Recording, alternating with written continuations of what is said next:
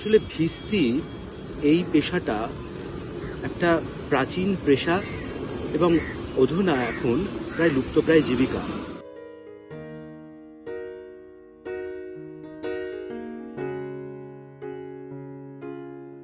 এই ভিস্তি কথাটা এসেছে বেহেস থেকে। তখনকার সেই সময়কার মানুষরা মনে করতেন যে বেহেস মানে সেই স্বর্গীয় একটা জায়গা যেখানে ফুলে ফলে সমৃদ্ধ সবুজ বন, সেখানে ঝর্ণার মধ্যে জল বেরিয়ে বয়ে যাচ্ছে, সেখান থেকে যেন এই ভিস্তিওয়ালারা জল নিয়ে এসে সাধারণ মানুষকে সেই জল দান করছে।